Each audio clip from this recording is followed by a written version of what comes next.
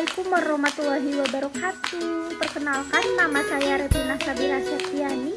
Saya dari Universitas Pelita Bangsa, program studi teknik industri dengan NIM 352110219. Di sini saya akan sedikit menyampaikan tentang ruang lingkup perilaku organisasi.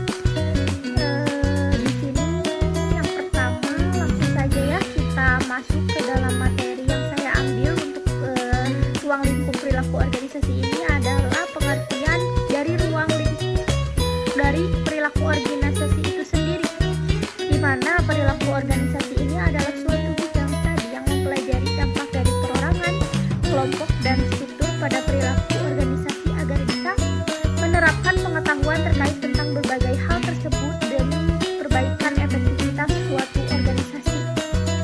Dan yang selanjutnya yang saya ambil untuk ruang lingkup perilaku organisasi ini adalah manfaat.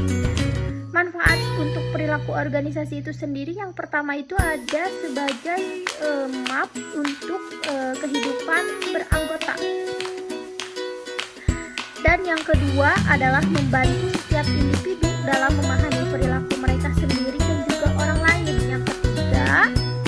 Yang ketiga untuk manfaat perilaku organisasi ini adalah membantu atasan untuk memahami dan memengaruhi lingkungan. Dan yang keempat itu adalah mencegah masalah dalam organisasi. Yang kelima itu menjaga setiap hubungan industrial perusahaan.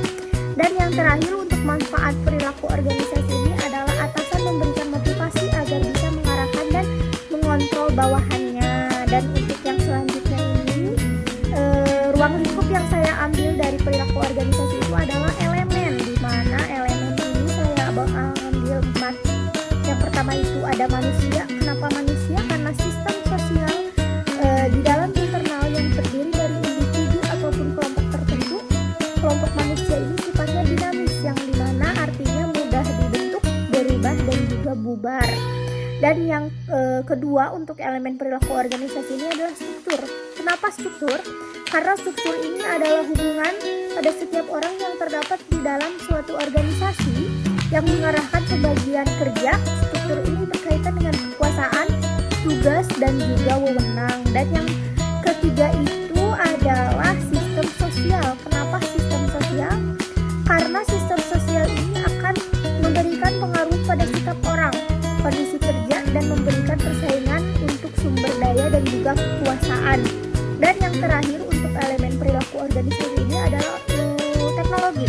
Kenapa teknologi? Karena teknologi ini akan membawa efektivitas dan memberikan batasan setiap orang dengan berbagai caranya. Dan yang selanjutnya untuk ruang lingkup perilaku organisasi ini terbagi dari 3, yaitu yang pertama perilaku individu. Tadi perilaku individu ini adalah tadi terkait kepribadian individu, pembelajaran, sikap, motivasi, dan juga kepuasan kerja.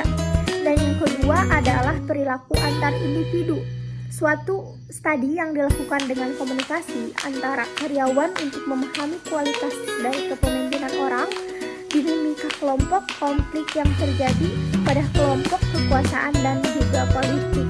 Dan yang terakhir dari ruang lingkup perilaku organisasi ini adalah perilaku kelompok, di mana perilaku kelompok ini mempelajari terbentuk suatu organisasi, struktur organisasi, dan efektivitas organisasi, dan berbagai upaya kelompok yang dilakukan untuk bisa mencapai suatu tujuan organisasi tersebut. Dan yang selanjutnya adalah kontribusi bidang ilmu terhadap perilaku dalam organisasi. Di sini saya mengambil 5 poin. Yang pertama itu fisiologi, yang kedua itu fisiologi sosial, yang ketiga itu sosiologi, yang keempat antropologi, dan ilmu politik. Mungkin cukup sekian dari saya untuk memaparkan sedikit materi tentang ruang lingkup perilaku organisasi. Kurang lebihnya mohon maaf.